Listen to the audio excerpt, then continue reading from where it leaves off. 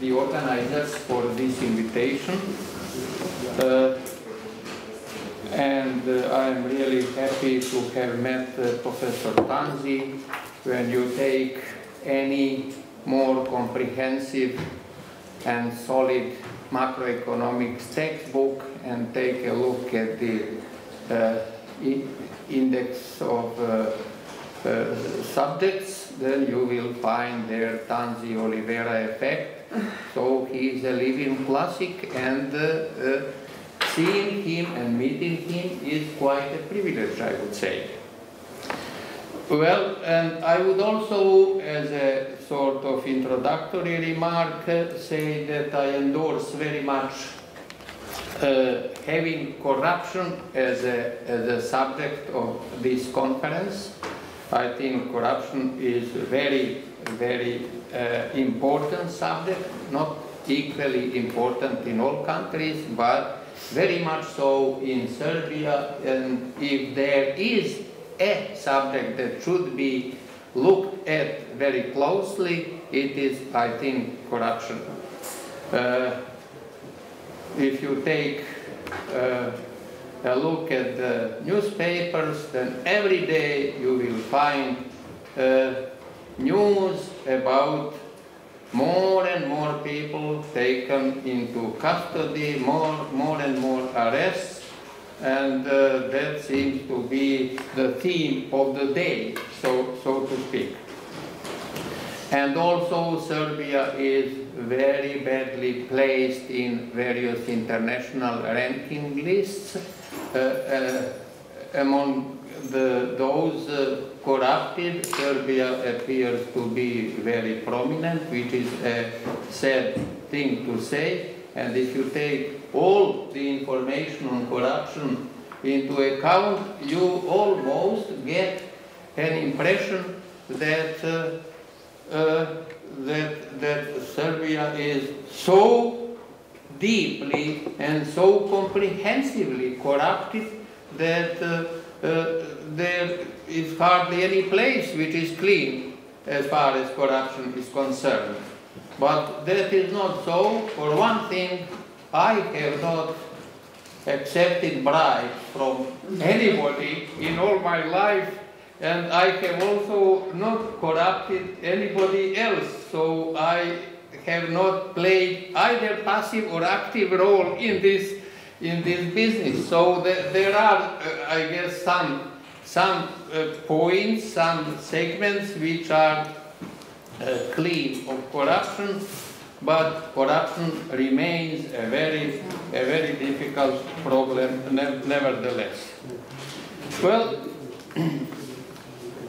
some of you might know that Boris Begovic has written a very comprehensive and I believe very good book on corruption. It is about 520 pages, and I am happy to say that he is my ex-student and now my friend. And Latins used to say Gloria discipuli, Gloria magistri. So I am happy to refer to some of his thoughts on corruption. When his book was presented here in the town hall of Belgrade, then he said, among other things, that if you ask me to say in half sentence what to do about corruption, he said, I would say diminish the government, and especially the quantity of money with which government deals and over which government has control. And indeed, as far as that is concerned, we are a country with a very high share of public expenditures in the GDP. It is now nearing almost 50%. It is somewhere around 45, 46%, which for a country of this level of development is rather high. And another thing, I very much agree with what Professor Tanzi said about complexity. We are a country with very complex rules, and the rules which are not well formalized. We have badly written laws, laws which are contradictory among themselves and even within themselves. So with such laws, you really cannot carry out your business in a way which will be consistent with the rules, because the rules are not consistent. And the only way of staying clean is not to do anything. That is to say, not get involved in any business. And on the other hand, I think all businessmen are in a way guilty, because abiding by one law you are bound to violate another law, and political directoria are very clever in registering all those violations, and they don't touch you as long as you are obedient and as long as you go along with them. And once you become disobedient for one reason or the other, they simply take a look into the set of your violations, and they can do to you almost whatever they want. And this is, I think, having many laws, having complicated laws, and having contradictory laws is a way in which the ruling elites control the society, and really this is the way in which they derive tremendous power over the rest of the society. And I think this is a very big and very critical problem for which I don't see any easy way out, any clear solution. But clearly the share of public expenditures is not to be treated equally in all countries. And Professor Tanzi rightly mentioned Sweden with high, I think it's about 50% in Sweden. And yet that is not a corrupt society. But on the other hand, Sweden has a high income per capita. And that might be a countervailing influence. If you have a high income per capita, you can allow yourself luxury of being clean and honest. But if you can have a low income per capita and high share of government expenditure, then the conditions for corruption are ripe, and you are likely to get a huge problem in connection with corruption. So this is one reason because of which I think big government can be a very big generator of corruption. And the other way in which I hold government responsible for corruption is that the corruption in the rest of the system is very much institutionally determined. It is a systemic, I think, phenomenon. Institutional arrangements are very different. They generate different motivation. They generate different distribution of authority for deciding over various things. And they generate different information flow. For instance, a system like ours, which is characterized by slow and uncertain flow of information is very good for, good under quotation marks, for generating and increasing corruption. Because if you deal with public money, or if you have authority of affecting people's destinies, and you know that information flow slowly and imperfectly, then you are likely to be more at ease when you go to apply certain corrupt practices.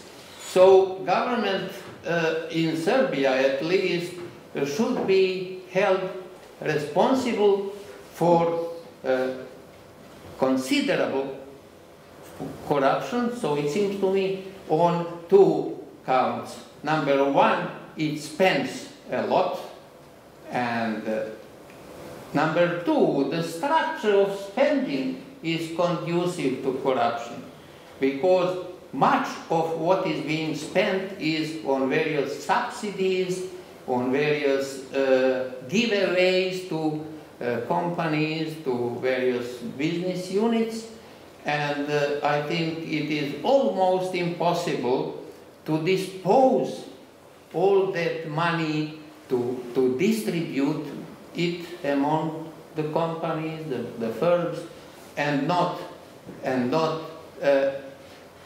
be corrupt and not indulge into various corruptive practices.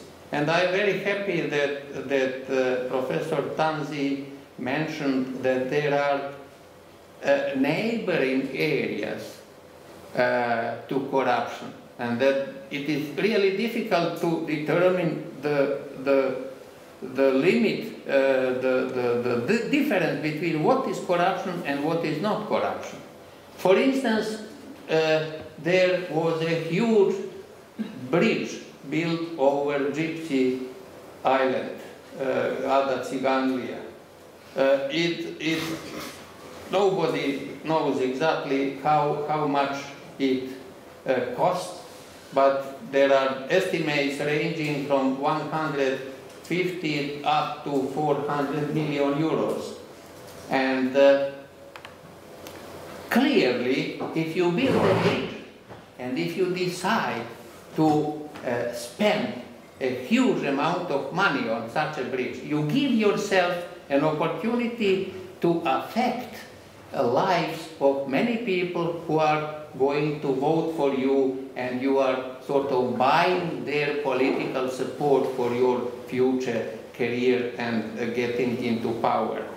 This would be one of the ways in which the rules are respected, all right, but within those rules there are clear abuses of public funds and use of public money for personal and party privileges.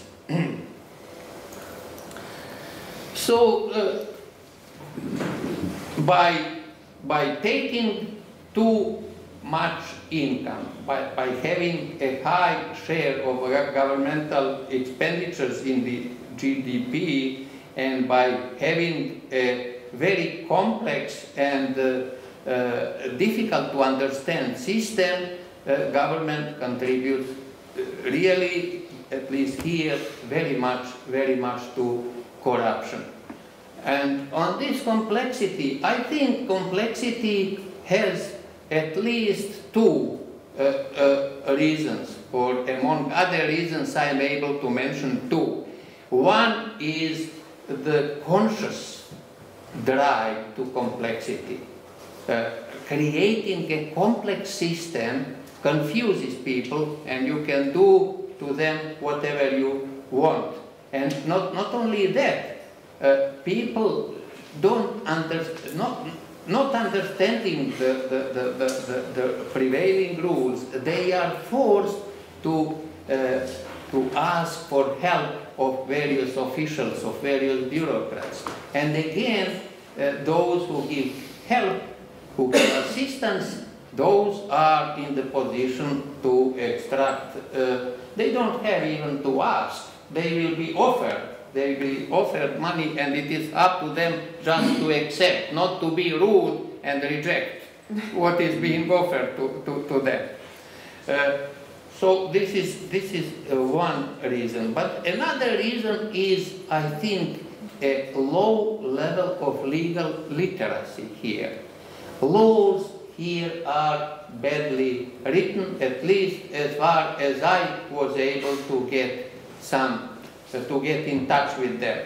Whenever I was invited, better to say, to comment on certain laws and give my opinion, I was in position to write huge articles, like 25, 30 computer pages, pointing to various inconsistencies and contradictions. So we do not have smart enough lawyers and legal experts to write the laws, drafts of the laws with decent quality. I have one personal experience with my pension. The general principle of our pension system is that those who have paid more contributions into pension funds should have higher pensions. But it turned out that in my case, my pension was calculated and determined, but then 2 more years in which I had lower income were discovered somehow, and they were included into my pension calculation. And it turned out that I got lower pension, because those 2 years have displaced some other 2 years earlier, in which I had higher income. And it turned out that the more you pay in, the less pension you get. So this is just a small example of how bad our laws are in many cases, and clearly then there is a base for corruption. So I think, as I said, there are 2 reasons because of which we can hold government responsible for high level of corruption. One is they take too much money, to put it simply, and the other is that they do not create a clear, simple, consistent institutional order in which citizens could find their way without asking the help of bureaucrats and without getting confused. With a confused person, you can do almost whatever you like. So these are governmental responsibilities. But then let me be a little bit contradictory with myself by saying that much of what we perceive as systemic deficiency, as faults in the institutional arrangements, much of that is in a way objectively given. Objectively given in the sense that you cannot improve it overnight. All of us, I think, would agree that economic policy has its institutional constraints. Many things that you would like to do, you are unable because you do not have corresponding instruments, or you do not have instruments at all in certain areas, or you have bad regulatory arrangements which cannot be quickly improved. So if we allow that economic policies have their institutional constraints, then even more constraints become important when it comes to improvement of the system itself, because developing institutional arrangements is much more complex than creating policies within existing institutional arrangements. In other words, institutional underdevelopment is a part of general underdevelopment of a society, and it is not realistic to expect very good, not to speak about perfect, institutions in a society in which economy and other walks of social life are underdeveloped. And some of you have read De Soto's books and could see there how difficult it is to develop institutions and to make them work. It is perhaps as difficult as building infrastructure and creating factories, maybe even more difficult. Government is not that powerful, it is not almighty in order to be able to improve quickly the mess of institutional arrangements that we face. And so this is the other side of the story. On the one hand, many things through small Popperian steps could be improved, and they are not, even though they could be. And on the other hand, there is this large problem of institutional underdevelopment which cannot be easily overcome. Coming down to Serbia, besides being a poor country with huge government, with old population, with very high share of pensioners in the total population, beside all that, Serbia is a country in which democratic institutions do not work very well. It is a well-known thing that democracies do not function equally in all countries. For instance, it has always functioned better in England than in France. And in other countries, it has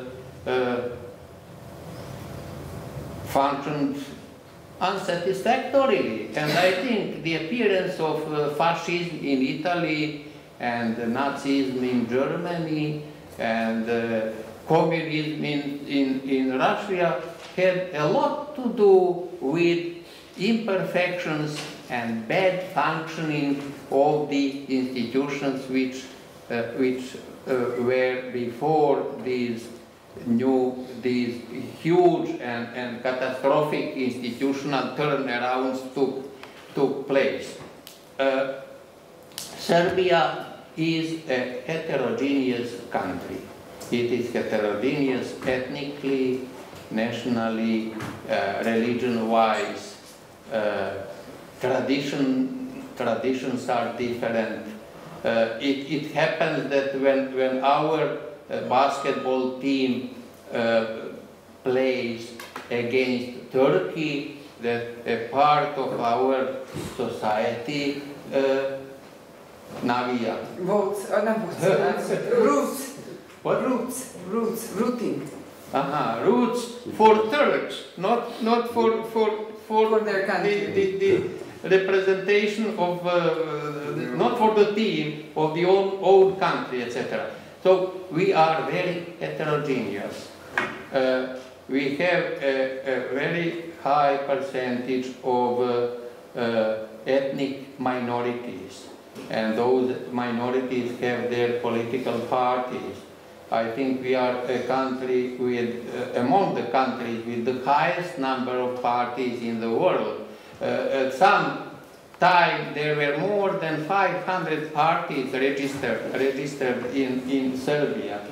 And when you think of how entrepreneurship is insufficient in in economy where it is productive and necessary, you then start wondering how come that entrepreneurial spirit is so alive in politics. In politics. So this is one huge problem, and then as a consequence we have coalition governments, and those coalition governments are based on broad coalitions of the parties which enter the government. And coalition governments are inefficient, slow, undecided. They are exposed to risks of being toppled by very small and not significant in terms of electoral support, small parties, because they are needed. And the government, which can easily be toppled, and of which some members can easily be bought by big business, etc., those governments are highly inefficient. They have a wide range of interests to fulfill, and those interests, operationally speaking, get converted into constraints. You cannot undertake some otherwise needed economic policy actions because it hurts one of the many members of coalition on which your government leads. And then it takes a lot of time to form those governments. You will remember that in 2008 we had about half a year we had technical government because the government that was about to be legally formed was not formed, and they were formed at the very last day of the legal deadline that is prescribed. In other words, such governments,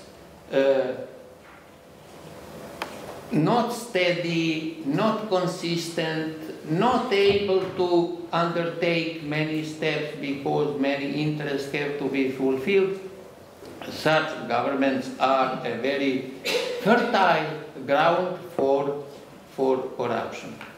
And then we have so-called vertical division of power, which is consequence of broad coalitions on which the government, by which the government is created and supported. And Kori Udovicki was among the first who wrote about this vertical division of power, and it means the following. Once the ruling coalition is created, then they divide public domain into different sectors.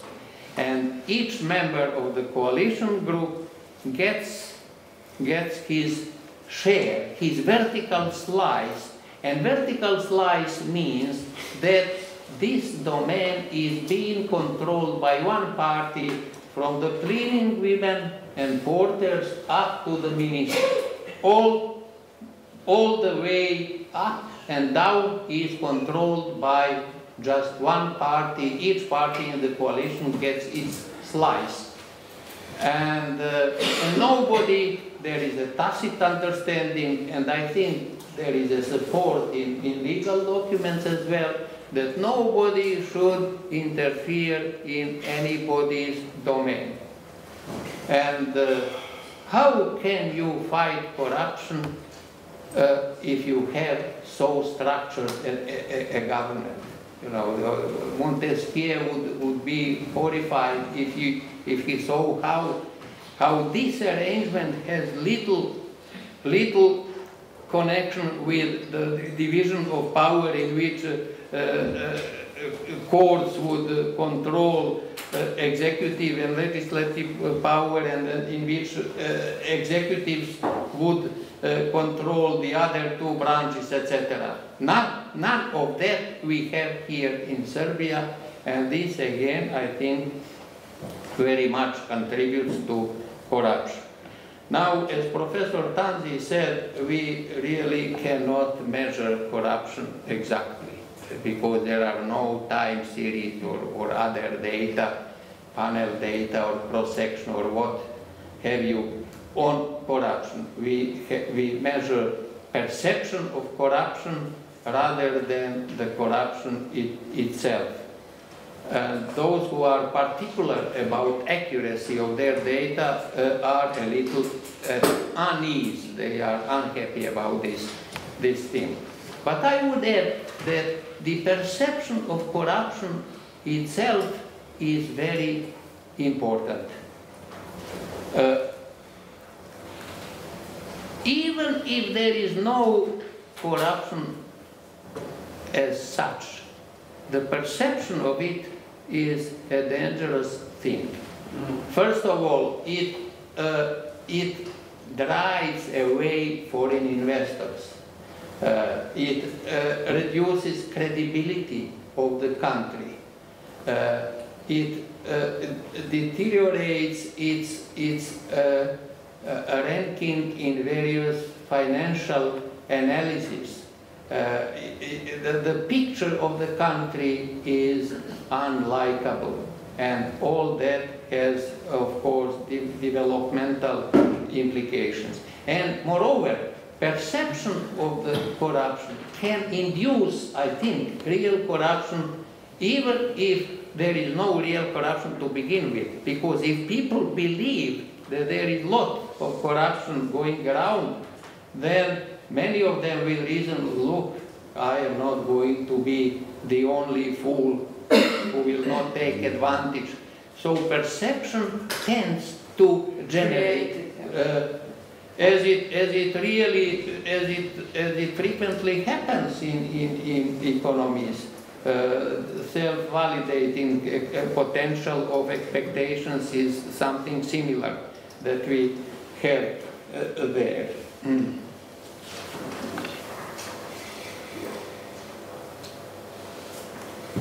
Now, the consequences and costs of corruption do not need extensive discussion.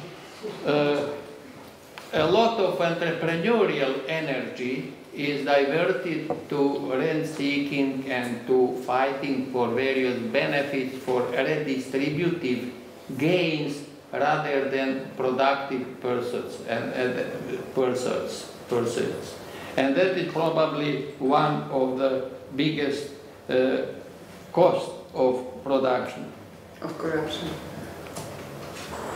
Yeah. Then the choice of projects.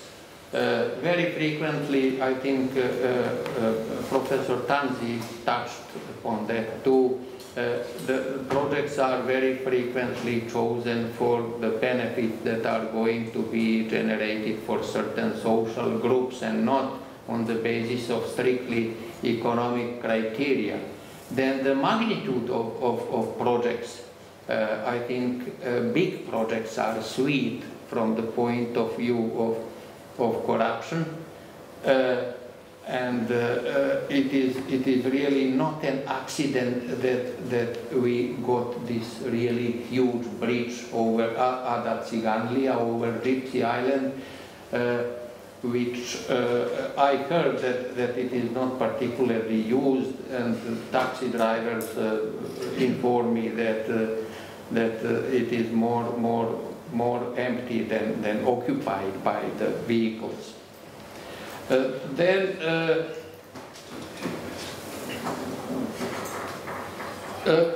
I believe that corruption introduces an inclination to capital-intensive projects because they involve more money, and that is a very dangerous thing in a capital-poor country and in a country with a rate of unemployment exceeding 25%, like Serbia. We have a lot of unemployed people, and yet corruption can turn investment policy towards capital-intensive projects generating few jobs. Then I think there is an element of discouragement of the foreign direct investment, because to corrupt, you have to know how to do that. Corruption has its own technology, and foreigners are not familiar with the techniques of corruption. I think our people, domestic businessmen, are much better versed in it. And so I see an element of discrimination against foreign investors, and ultimately leading to less foreign direct investment than otherwise would be the case. Or poorer quality foreign investment. You get the foreign investors that want to invest in discovering the technology for corruption. Yeah, well, that affects both volume, structure, and quality. Exactly. And let me finish with drawing your attention to the new drive, anti-corruption drive, which happened when the new government was installed. All of the sudden, there are so many cases of charge for corruption, so many people taken into custody, so many arrests, courts are busy, investigating all of the sudden, and I think this not only absurd but explosion of corruptive cases brought into the open, I think is a very valuable piece of information, something on which a number of important conclusions can be drawn. Number one, there must have been lots of corruption. Well, number one is, if the number of charges is so high, there must be some real basis for it.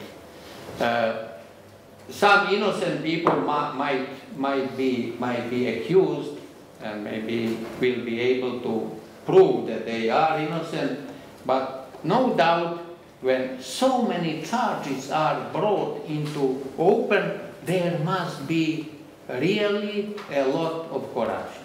And not only that, there must have been corruption in the past, because it is hard to believe that all of the sudden people with the coming of new government became corrupted. As Alfred Marshall used to say, natura non facit salta, what we observe today must have had its evolution before in the past. So this then gives us almost a proof, a very reliable and firm proof that we indeed have a lot of corruption. And the party which is the leading member of the present coalition had corruption over 2 decades as one main slogan in its political propaganda. They talk about corruption all the time. And of course, now that they are in power, they are doing something about it. And they are maybe too zealous. Maybe they will, in their drive to uncover as much corruption as possible, they might perhaps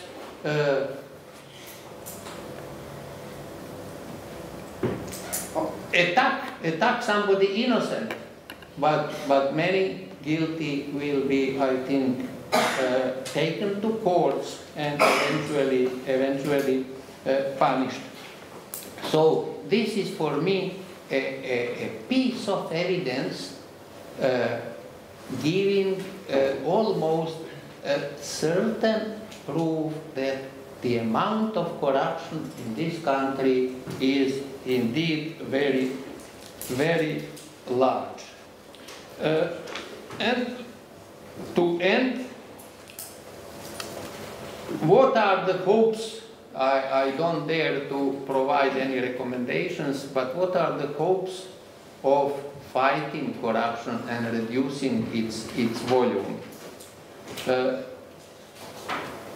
It is very difficult to place hope in quick and rational improvement of the existing institutional arrangements, because this is a messy business which cannot be done overnight, it cannot be done easily.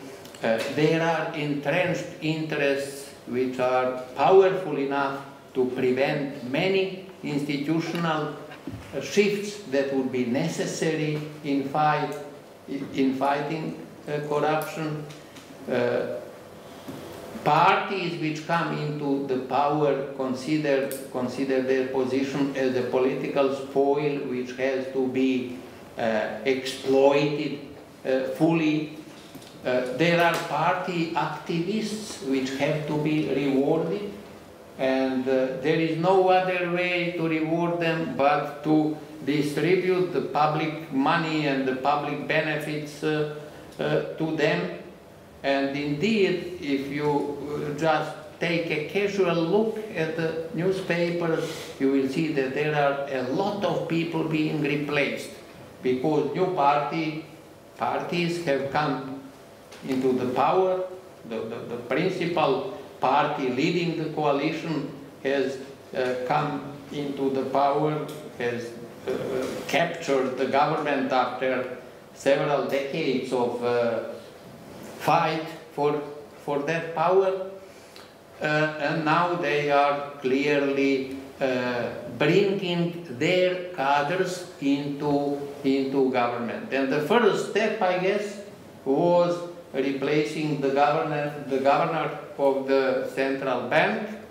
We had a professor as a governor, a very highly, according to my opinion, a highly qualified monetary experts, perhaps the best of the country, but we have several very good ones. He certainly is one of the best, and a very mature person, very likable to me. And when he was replaced, and a government and a party activist, a very pronounced party activist was placed. It remains to be seen what will happen, what will come out, and how the monetary policy will evolve. Anyway, there is a hope for diminishing corruption, and with this I will end.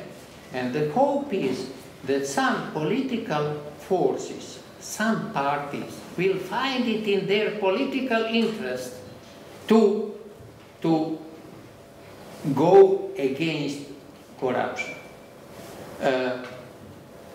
It looks as if political situation is gradually being changed in such a way that fighting corruption becomes, for some sufficiently strong parties, politically profitable. And this is, I think, the hope that I can postulate here. Unless a thing is politically profitable in our highly diversified political scene, there is little hope of achieving anything.